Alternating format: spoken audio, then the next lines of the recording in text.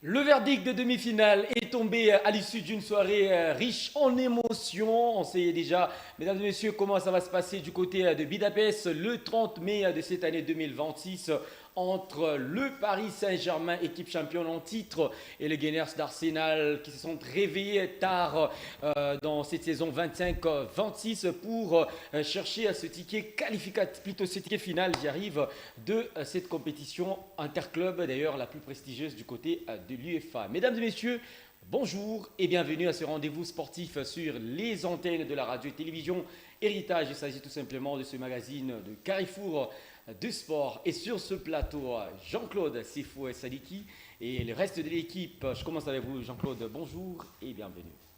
Même quand ça paraît évident, chaque petit pas de la vie nous rapproche toujours de quelque chose de grand.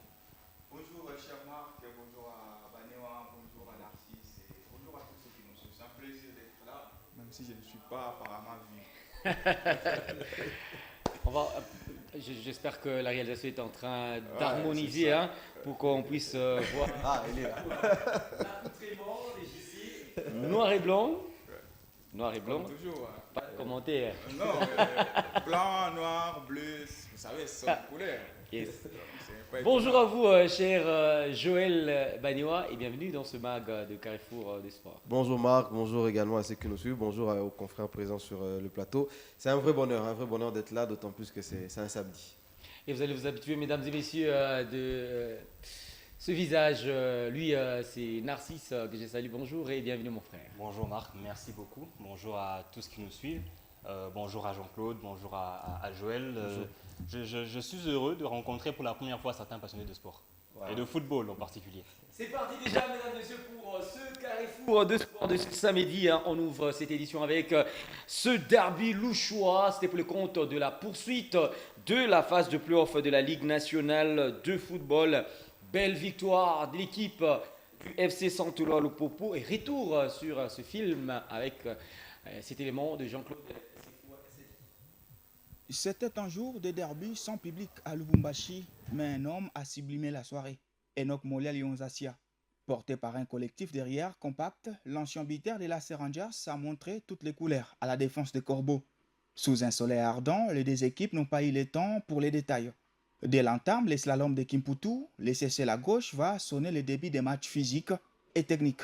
En face, Slimane Rao a semblé jouer à la retenue avec un millier de casseurs et la titularisation de Abdallah au milieu de terrain. La réponse de Corbeau arrive. Le centre de Moudjaya sera repoussé d'un point ferme par Simon Omosola. Puis, Tukumbane mènera un assaut de taille. En pleine surface de réparation, le nouveau Corbeau, Ilou Mbongo, commettra l'irréparable. Perte des balles avant de se faire enrhumer par Moulia. Dans un angle fermé, le génie cheminot trompera Diouf au second poteau. Il joue à la but. Enoch Molia, le monstre de Lupopo, ouvre le score. Piqué, le tout-puissant Gleber Mazembe va tenter de reprendre le rythme. Il va même penser trouver un penalty, mais finalement, l'accrochage entre Mbingi et Omosola sera en défaveur des Corbeaux, car le portier cheminot sortira sur Suvière. Au retour des citrons, à peine entré, Djebeni Dongala, lancé par Atiboura Diabou, va fusiller Esdras Kabamba pour l'égalisation. Dieu béni Dongala la frappe le but. Dieu béni Dongala égalise. Mais ça, c'était sans compter encore sur le génie Moya qui va enrhumer Moudjaya avant de centrer. Les ballons repoussés par Diouf profitera à Latifa qui va marquer le deuxième but. Et le ballon, le but relatif. Le but relatif. Lupopo Mazembe établit pleinement sa domination avec au passage 3 victoires sur les 5 dernières rencontres face au tout-puissant Mazembe. Dans les autres affiches, Kikwama sur penalty et Ikangalombo sur un cadeau ont permis aux champions en titre, les Aigles, de faire exploser les kamikazes de Colosi 2 contre 0. 4 points pour l'équipe de Papi Poyi en près des sorties. Victoire aussi des Maniema 1-0 devant FC Céleste, l'équipe de Kindu qui fait carton plein avec 6 sur 6. Voilà, c'était le résumé entre Cheminot et Corbeau. Joël Banéwa. Une victoire de trop pour le Cheminot, mais qui énerve de l'équipe de Mazembe. Les gens pensent que c'est aussi de trop en termes de derby réalisé juste dans l'espace de 2 saisons.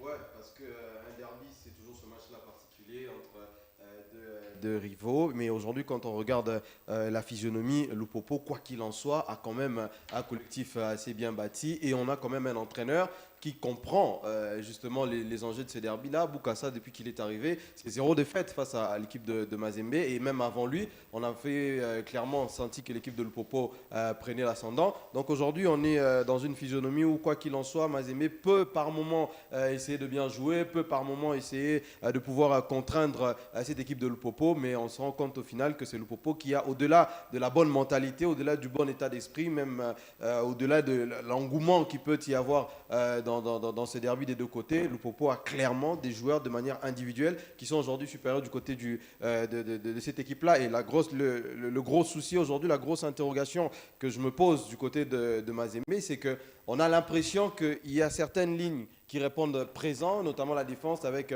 ces quatre-là qui font, à mon avis, un travail assez louable. Mais le milieu de terrain, on va peut-être revenir sur la composition d'équipe. Quand un entraîneur bouleverse autant son milieu de terrain, ça prouve qu'il y a quand même un certain problème. Et quand tu vas sur la ligne offensive, on ne sait plus y retrouver Lise Niembo, pourtant réputé comme étant le joueur des derbies. Malheureusement, Lise, depuis un temps, et surtout depuis le début des playoffs, c'est le joueur qui est le moins efficace. Ça fait 2 grands matchs où il est sorti à la mi-temps. Donc il y a beaucoup d'interrogations sur la qualité quand même de certains joueurs du côté du TP, mais à Lupopo, il y a beaucoup de certitudes. Le seul défaut de Lupopo, on le sait, c'est que Lupopo perd toujours des matchs où il est censé gagner. Mais quand on les attend au rendez-vous, ils ont l'habitude de pouvoir répondre présent. Alors, si c'est une victoire de Cheminot qui, quelque part, relance aussi ce train pour au moins essayer de commencer les saisir après ces nuls enregistrés face à l'équipe des Aigles.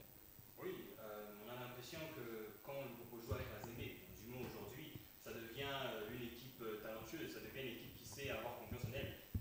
Lupopo a su depuis un moment changer son état d'esprit parce qu'avant c'était plus compliqué. Avant, Lupopo face à Mazembe paniqué, mais aujourd'hui on voit que quand Lupopo joue avec Mazembe, ils savent qu'ils peuvent le faire et sentent psychologiquement, c'est que la psychologie de Lupopo aujourd'hui a changé.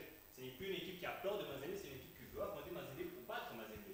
Et comme l'a dit Joël tantôt, Lupopo perd des matchs qu'il ne faut pas. C'est qu'on peut voir un Lupopo jouer un très bon match, gagner même le match face à Mazembe, mais après derrière, dans d'autres matchs qui peuvent gagner relativement quand on voit la grandeur des forces, il plonge. Il plonge pourquoi? Parce qu'il se met peut-être beaucoup trop de pression, se disant on doit confirmer, ou bien il reste dans la liesse de Mazembe.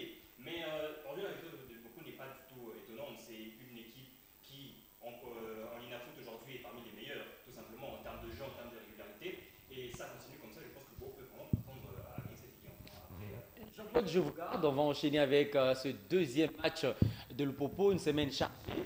Vous allez analyser les deux à la fois. Voilà. Nous allons prendre ce deuxième match. C'était à Kinshasa, au Stade Tatarayel. Cette fois-ci, une très belle victoire et également importantissime pour le vert et noir de Kinshasa, toujours devant le protégé du président Jacques Aboula Katouye.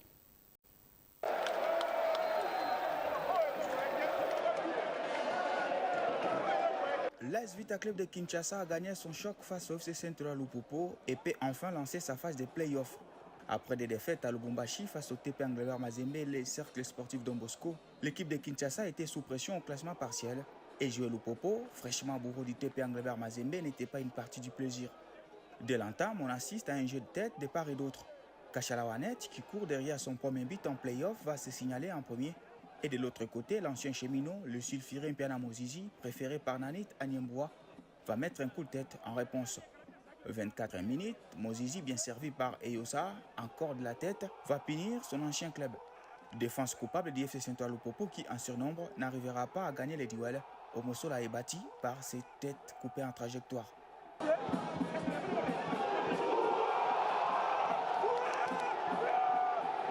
Dans les minutes qui vont suivre, Lupopo va échapper au pire. L'équipe de Bokassa concède un penalty, le deuxième en 3 matchs. Contrairement au précédent, le tir de Mozizi va toucher la barre.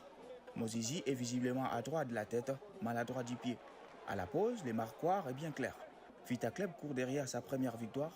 Au retour du vestiaire, à chaque assaut des cheminots, c'est la paire au ventre. Lupopo pousse, insiste, s'installe dans le camp adverse.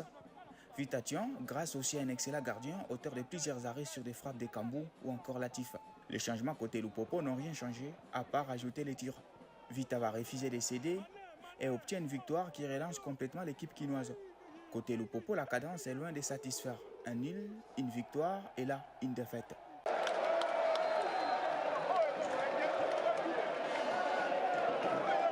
l'AS Vita Club de Kinshasa a gagné son choc face au FC Central Lupopo et peut enfin lancer sa phase de play-off.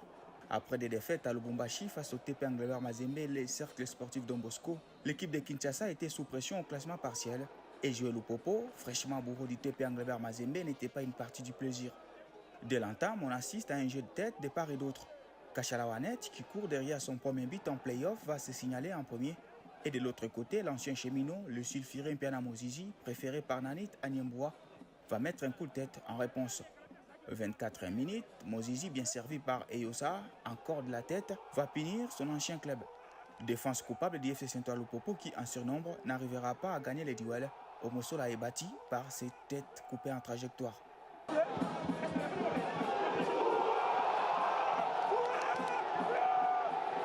Dans les minutes qui vont suivre, Lupopo va échapper au pire. L'équipe de Bukasa concède un penalty, le deuxième en 3 matchs. Contrairement au précédent, le tir de Mozizi va toucher la barre. Mozizi est visiblement adroit de la tête, maladroit du pied. À la pause, le marquoir est bien clair. Vita Club court derrière sa première victoire. Au retour du vestiaire, à chaque assaut des cheminots, c'est la paire au ventre. Lupopo pousse, insiste, s'installe dans le camp adverse. Vita tient, grâce aussi à un excellent gardien, auteur de plusieurs arrêts sur des frappes des Kambou ou encore Latif. Les changements côté Lupopo n'ont rien changé, à part ajouter les tirs. Vita va refuser de céder et obtient une victoire qui relance complètement l'équipe quinoise. Côté Lupopo, la cadence est loin de satisfaire. Un nul, une victoire et là, une défaite. Jean-Claude Lupopo nous refait le scénario de la saison dernière. Il gagne face à Mazembe. Et dans des matchs aussi si importants, c'est 0 point déjà à Kinshasa. Rappelez-vous, face à DSMP et même les Aigles. Exactement. Et aujourd'hui, déjà, le premier match, ils perdent en attendant la rencontre face à l'équipe de Célestin. C'est la chanson qu'on connaît maintenant pour Lupopo. En fait, moi, j'ai réfléchi durant les 3 dernières années. On voit Lupopo favori, mais Lupopo, c'est 0 match référence à l'extérieur. Ça veut dire les titres se gagnent sur des acquis à domicile, oui. Ça on le sait, mais ça se gagne plus à l'extérieur. C'est quand Aigle du Congo était capable de venir à Lubumbashi, faire un nil face au TP, battre Lupopo, qu'il a pu remporter la Ligue nationale de football. Donc, à la clé, il faut être très bon à l'extérieur pour au moins espérer gagner un titre national à République démocratique du Congo. Mais Lupopo n'est pas dans cette tradition-là. C'est 0 grand match durant 3 dernières années. Il n'y en a pas, ces grands matchs-là. Et hier, tu viens d'un derby. Un derby où, sur le jeu et même en termes de résultats, tu ressors quand même un tout petit peu grand. Mais sauf que là, tu joues l'équipe qui doute le plus. Avant ces matchs-là, l'AS Vita Club, c'était la plus petite équipe de ces 8 lors de cette phase des playoffs. Parce que même Céleste pouvait faire un nil face à l'AS Simba. Donc je pense aujourd'hui que quand tu perds face à l'AS Vita Club, c'est une double défaite pour toi. Même si en réalité tu perds 3 points, mais dans la comptabilité générale, vous allez vous rendre compte que c'était le plus bon moment qu'il fallait pour AS Vita Club. Et donc tu perds face à un Vita Club qui doutait. Tu perds face à un Vita Club dont l'entraîneur ne connaît même pas encore l'entièreté de son effectif. Et moi je me suis quand même posé des questions puisque les occasions il en avait, surtout en seconde période. Du coup, on peut interroger le fait d'avoir, il y a quelqu'un qui me parlait de la Kachala dépendance lors de la phase classique. Il a 14 buts, c'est beaucoup plus, c'est un peu la moitié de buts marqués par l'équipe de Lupopo. Et aujourd'hui, c'est 3 matchs, les numéro 9 des cheminots ne gagnent pas. Donc, je peux comprendre le fait de perdre face à Vita Club puisque votre numéro 9 ne marque pas. Et surtout, ces joueurs qui viennent aussi en appui. Il ne suffit pas d'entrer comme Latif le fait, il entre et continue de frapper comme si tu ne vois pas que tes frappes ne sont pas cadrées. La même chose avec Molia qui bourre complètement ses coéquipiers. Donc je trouve qu'il y avait quand même une certaine inefficacité. Je ne sais pas si le fait d'avoir joué mardi puis vendredi, ça les affecte. Il y a eu un voyage là-dessus. Vita Club avait joué un jour plus tôt. Je ne sais pas si physiquement on peut s'interroger, mais je crois qu'il faut quand même travailler. Même physiquement, le Popo était supérieur parce que le Popo jusqu'à dans les dernières... Non, le problème c'est que quand Vita Club... Tout à fait, Vita Club, non. C'est aussi ça les matchs de football, la gestion. Le problème des cheminots, c'est pas dans leur tête. Je ne pense déjà, pas... ce voyage, c'est venu comme une forme de... Ouais, peut-être. C'est pas de plafond pour eux. Non, sauf qu'ils savent qu'ils ont 25 jours pour jouer 7 matchs. Ça, tout le monde connaît. Donc, je ne pense pas qu'un entraîneur pouvait prétexter. Aussi, la domination de Vita en seconde période n'est pas due au fait que Lupopo était tout simplement extra. C'est juste Vita qui a voulu gérer. L'entraîneur l'a dit. Il fallait quand même que cette victoire-là soit la nôtre pour essayer de booster ces jeunes-là. Et puis, si je dois finir par rapport au derby, moi, je me suis dit, dans ce derby-là, on avait une équipe avec les certitudes, l'équipe de Lupopo, qui depuis le début de la saison, ou si vous voulez, depuis le début de ces playoffs, nous aligne un 11 qu'on connaît. Ça fait 3 matchs avec les mêmes 11. Alors que du côté TP Angleterre Mazembe, on est quitté d'un classico avec un 11 à un derby, 3 jours d'écart avec un autre 11. Et surtout, M. Slimane Rao nous a mis un milieu de terrain complètement mécanique avec Abdallah, Amadou Zone, ainsi que ce qui était au milieu, Mbongo, Iloumé. Donc c'était 3 casseurs qui ne pouvaient pas alimenter justement la ligne offensive. Résultat des courses, Lise Toumba qui sort après 45 minutes. Résultat des courses, le numéro 9 ne pouvait pas exister comme il le devait. Donc je pense que c'était un derby perdu par M. Slimane parce qu'il a paniqué, il a eu peur de l'équipe de Lupopo. Enfin, Vita se réveille, Joël Banera. Ouais, c'était le bon moment parce que voilà, 3 défaites de suite. Je crois que ça aurait complètement enterré Vita Club dans leur espoir de bien presser lors de ces playoffs-là. Mais quand on regarde cette équipe-là, on regarde ce collectif-là, c'est des jeunes joueurs et leur entraîneur l'a rappelé qu'il fallait un match qui devait normalement rassembler un petit peu ces joueurs-là. Et pour lui-même, l'entraîneur, quand tu arrives dans un tel vestiaire, premier match, tu perds ce match-là. Le deuxième, tu enchaînes avec une défaite. Une troisième défaite de suite, ça aurait quand même enlevé cette forme de légitimité sur le fameux Nanit. Mais voilà, c'est une équipe, je l'avais dit ici à Lubumbashi, ils savent faire tourner le ballon, ils savent justement se trouver entre eux, mais il manquait justement ce point de fixation. Et je l'avais dit le samedi dernier, que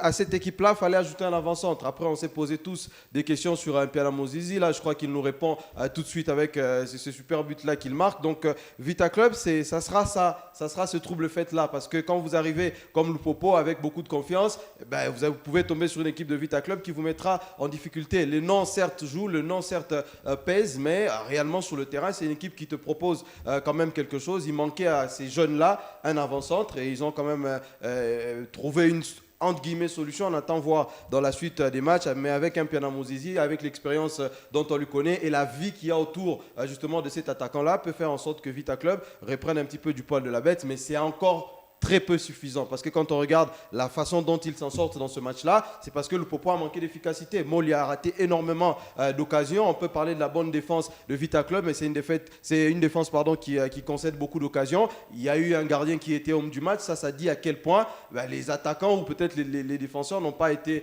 si grandioses que ça. Donc il faudrait faire attention, mais ça reste une équipe talentueuse qui promet quand même de pouvoir peut-être multiplier ces types de performances. Et puis avant que Narcisse prenne la parole, moi c'est la défense de Lupopo, je crois. Elle a perdu, je crois, tous les duels aériens face à Piana Mozizi. Sur le but, ils sont 4 ou 5 défenseurs. Il est seul dans la soirée de réparation, mais c'est quand même lui qui arrive à couper ses trajectoires. Donc, dans le feeling, c'est peut-être ça son intelligence. Quelqu'un qui a une sacrée expérience, il sait suivre les ballons pour couper la trajectoire, alors que Sumbu ou Mendy n'ont pas su être réactifs pour essayer de suivre ces ballons. Donc, je me pose aussi la question sur l'attitude défensive de cette équipe du FC Saint-Ouen Lupopo, parce qu'un seul joueur ne peut pas gagner tous les duels aériens de la première à la 90e minute. Donc, c'est beaucoup de questions, mais si vous regardez aussi dans le jeu, j'ai aimé une fois, j'ai suivi l'évolution tactique de M. Boukassa. Ça repose aussi sur les pistons. On l'a dit, c'est d'abord la base du 3-5-D, mais quand tu regardes la manière dont Kimpute Karel entrait à l'intérieur, au milieu de terrain, asphyxier ces milieux de l'AS Vita Club là, moi je me suis dit, ça c'est une masterclass. Et si ces joueurs-là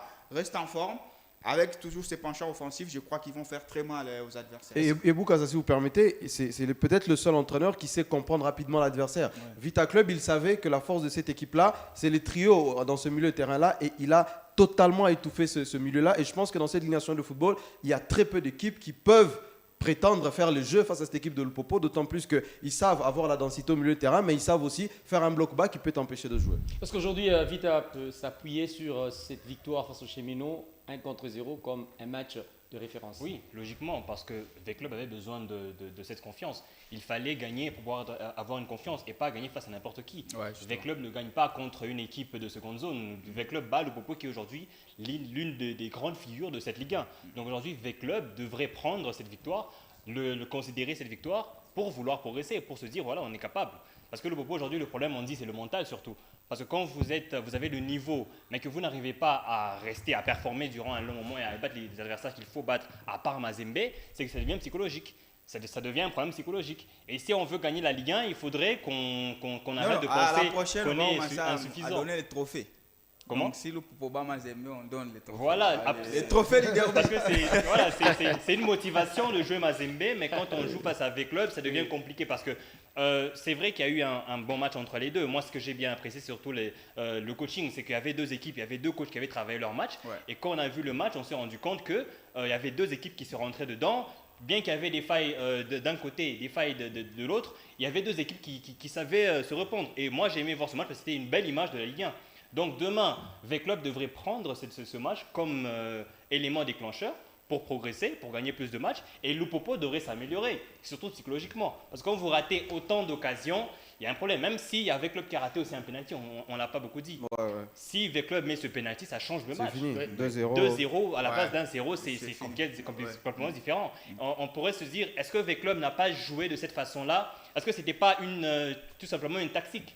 Laissez le Lupopo jouer, nous on les prend par derrière, on sait juste mettre le béton et après on sait aller de l'avant quand j'ai comme l'impression que cette stratégie elle commence à c'est la même, déranger cette équipe de Lupopo parce que toutes les équipes ils laissent le ballon au cheminot et malheureusement quand ils défendent aussi bien. Mais ils sont africains.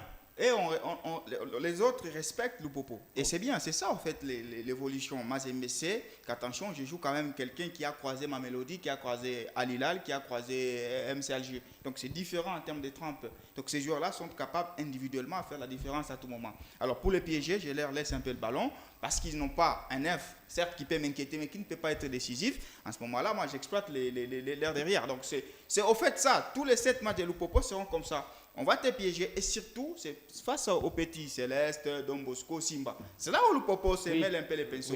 Face à Vita, face à Mazembe, ça peut s'en sortir, malheureusement pas pour Vita, mais attention en tout cas, puisque plus tu as les ballons, il faut avoir maintenant la créativité nécessaire à pouvoir... Et tactiquement, comment contrer cette stratégie des équipes adverses pour l'entraîneur Guy Bokassa? Je crois qu'il faut tout simplement structurer un peu les choses. Et je pense qu'il faut aussi une confiance des attaquants.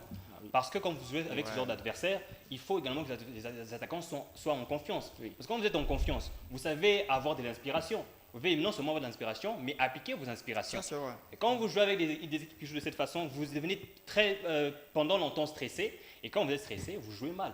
Si les attaquants de Lupopo ont plus de confiance, ils sauront que ok, on joue avec un adversaire qui joue comme ça parce qu'ils ont peur de nous. Parce qu'en vérité, quand une équipe joue de cette façon-là, c'est que l'équipe connaît la force de l'adversaire.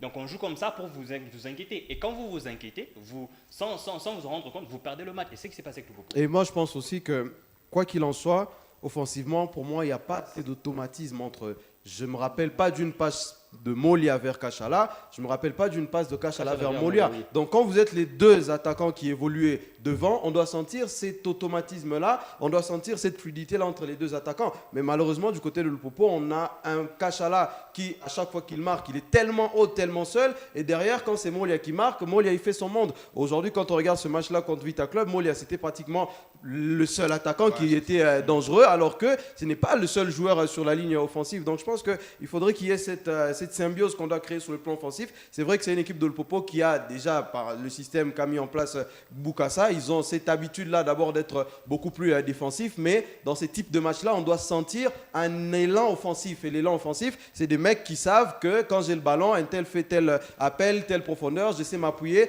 Mais malheureusement, on sent que voilà, c'est plus les milieux de terrain qui viennent essayer de combiner avec les attaquants, mais les attaquants entre eux, j'ai l'impression qu'à Lupopo, ça ne joue pas ensemble. Molia va déborder, il sait qu'il a une bonne frappe, il va tenter. Pareil pour l'ami Kachala. Donc il faudrait qu'il y ait une symbiose entre les attaquants de Lupopo pour par moment sortir de ces situations. C'était alarmant, rappelez-vous, on était avec Jean-Claude Osta, Lubumbashi Sport, Lupopo, quand on finissait la phase classique, on a vu une équipe de Lubumbashi Sport qui avait tout simplement mis le bus derrière et ça a été un match difficile pour Bokassa. Pourquoi? Parce qu'offensivement, les joueurs n'arrivent pas à se trouver. Donc à partir du moment où il n'y a pas cette cohésion offensive qui va se créer d'abord entre eux-mêmes les attaquants, on aura toujours une équipe de Lupopo qui sera en difficulté face à des blocs bas. Et pourtant Lupopo a des joueurs de percussion. J'ai envie de dire aussi heureusement qu'on peut prendre de l'expérience parce que c'est de cette façon-là que Lupopo saura se gérer par la suite. Parce que c'est avec des matchs comme ça que vous apprenez et que le coach voit les erreurs et sait rajuster après.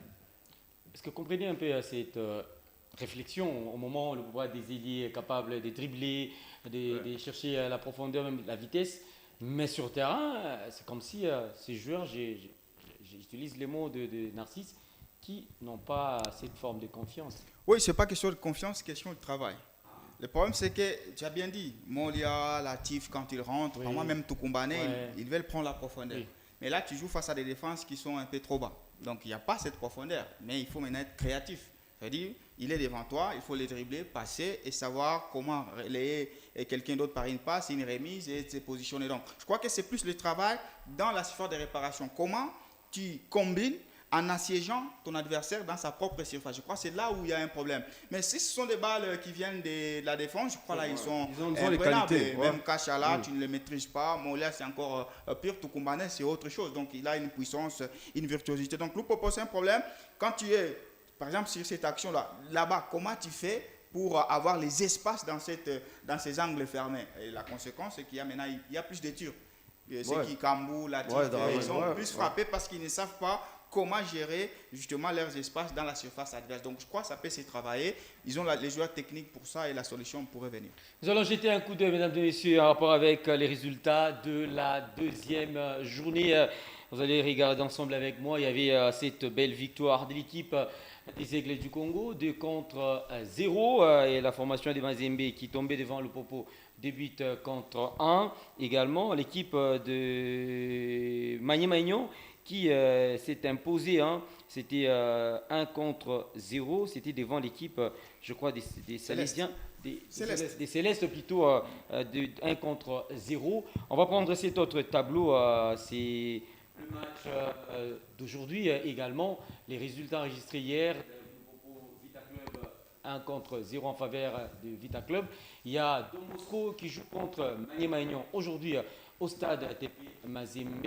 Et Céleste qui va recevoir le TP Mazembe. Et puis l'AS Magny-Magnon qui joue contre l'AS Simba. Ce sont les rendez-vous pour la journée d'aujourd'hui. Je ne sais pas si le match Don Bosco. Je crois que c'est Aigle qui reçoit Don Bosco. À Kinshasa à 13h. Mais plutôt. Maniema joue contre AS Simba. Et le match Maniema et Simba, ça va se dérouler au stade Mazembe parce qu'on a vu. Non, je crois que c'est Kibasa, dernière nouvelle, puisqu'il y a, je crois, Kilt au stade TP. Donc le match Don Bosco AS Simba, non, Magny-Magnon AS Simba, comprenez, Magny-Magnon a choisi comme il faut s'habituer.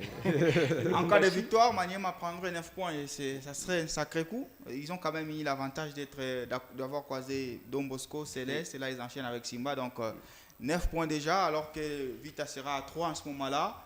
Ça commencera déjà à interroger. Et pour confirmer le calcul de Jean-Claude Sefou, on va regarder ce tableau. C'est le classement partiel après juste 2 journées, peut-être le troisième journée Vita Club. On retrouve l'équipe de Magny-Magnon en tête avec 6 points. Deuxième, les Aigles du Congo, 4 points. Troisième, l'équipe des Cheminots de Lupopo, 4 points. Et il y a aussi l'équipe de Mazembe, quatrième avec 3 points. Don Bosco, cinquième avec 3 points.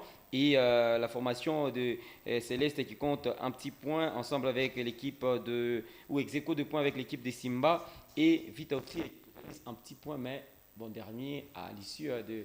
Non, Vita devait avoir 3 points. Et 3 points, je m'excuse. Vita vient juste après voilà, Vita monte. Voilà, Vita monte devant Céleste, devant Simba qui compte un petit point. Nous allons prendre ici élection du côté de la Ligue nationale de football.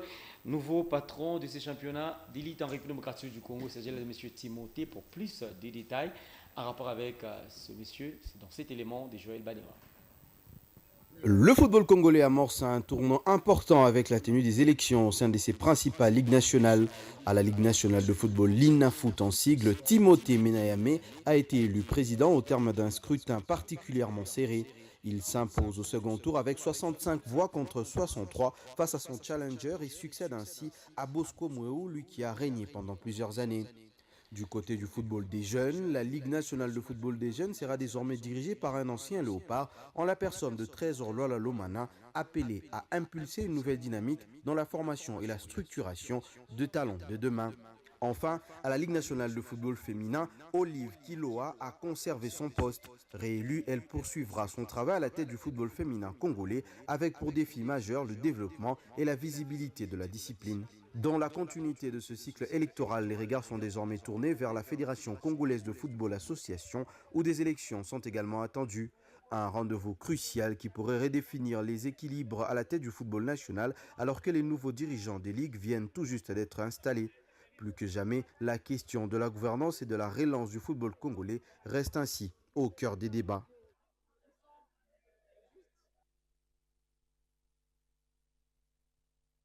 Une petite entre parenthèses avec vous, Jean-Claude Sefo Sadiki. Peut-être bientôt un autre candidat va se retirer en rapport avec la course de la présidence du côté de la Fédération congolaise de football, ces élections. On risquerait d'avoir un seul candidat. Il s'agit là de Véron Mosengo, ancien secrétaire de la Confédération africaine de football. Non, il savait quand il s'est lancé dans la course, il savait à quoi s'en tenir. Et je crois qu'il maîtrise un peu plus le rouage.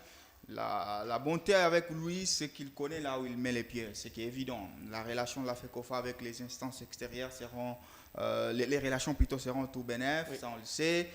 La CAF, il sait déjà par quelle porte il faut justement frapper. Au niveau de la FECOFA ou à l'intérieur, là il va peut-être se renseigner, mais n'oublions pas qu'il a quand même piloté de loin les Comores. Les deux Comores qu'on a connus, c'était justement sous son leadership et tout. Donc voilà, il sait où mettre ses pieds. Les autres n'ont pas fait les poids, carrément. Puisque M. Jean-Didier Massamba, qui pourrait, il faut quand même qu'on l'annonce, qui pourrait également se retirer. C'est quelqu'un qui a été longtemps avec Constant Omari. Donc il est dans l'ombre d'un échec des 18 ans de M. Omari. Donc à ce moment-là, tu n'as pas un discours à pouvoir donner. On va donner la chance à quelqu'un qui connaît plus le football, à quelqu'un qui entretient des très propre relation avec le président de la FIFA, Gianni Infantino, puisque Véron Mosengo, pour ceux qui ne le connaissent pas, il a longtemps travaillé avec lui. Ils sont presque amis. Oui, donc, on peut dire tout ce qu'on peut, on peut, mais attention, avoir quelqu'un qui a une relation d'abord particulière avec le président de la FIFA, je crois que ça serait quand même l'avantage de notre football. Une élection déjà gagnée en avance pour Véron. Oui, déjà même avant qu'il officialise la candidature, on savait déjà que c'était un candidat qui allait peser lourd. Mais moi, ce qui me dérange le plus, c'est la façon dont il y a eu cette décomposition. Parce que quand ils sont allés... Voilà, parce que moi, je me dis... Véron, certainement, c'est le profil idéal. C'est la personne qui va faire peut-être beaucoup de bien à ce football, mais on ne peut pas être dans un pays de plus de 100 millions d'habitants et n'avoir qu'une seule personne capable de pouvoir justement apporter un projet lucide. Il pouvait perdre les élections. C'est une question d'élection, papa. Non, justement, on pouvait même y aller. C'est-à-dire qu'il y a eu 9 candidats, et là, on n'est même pas le 11 mai, il n'en reste que 2. Donc aujourd'hui, je me pose la question de savoir. Voilà, non, proposer au moins quelque chose. L'élection, moi, c'est ça mon souci. Le ridicule ne tue pas. Ben non, mais ça devient dangereux. Je suis d'accord avec lui. Oui, l'élection. Véron pouvait gagner, mais en face de lui, qui est au moins quelque chose que l'on propose. Le vide, il est sidéral. On est 4. Des candidats nous sommes. Avant qu'on entre ici, j'entends que les 2 candidats soutiennent Mar. Pourquoi je me présente? Si c'est perdu d'avance. C'est non, si tu as un projet. Ils se rendent compte de l'évidence, ils disent là, les présidents des ligues, des clubs ne nous soutiennent plus. Oui. Pourquoi aller essuyer 1-0 par 1-0 Vous savez, il fallait même proposer quelque chose, que l'on sache quand même qu'il y avait une idée, outre les idées des Véron. Mais moi, je ne comprends pas le fait qu'il allait construire des stades.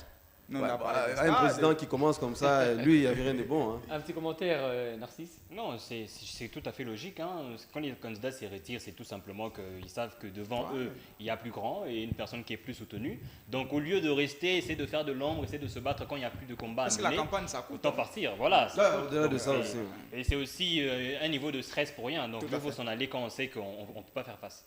Après 2 soirées européennes en émotion, la UEFA Champions League connaît désormais les 2 équipes qui se disputeront, j'y arrive, le trophée de l'édition 25-26. Ce sera du côté des Budapest le 30 mai. Je rappelle ici l'équipe de Paris Saint-Germain qui s'est qualifiée en allant éliminer la formation du Bayern de Munich. Et de l'autre côté, Arsenal a créé cette sensation à la maison en s'imposant devant l'équipe d'Atlético de Madrid 0-1. Le détail, c'est dans cet élément de notre confrère Narcisse.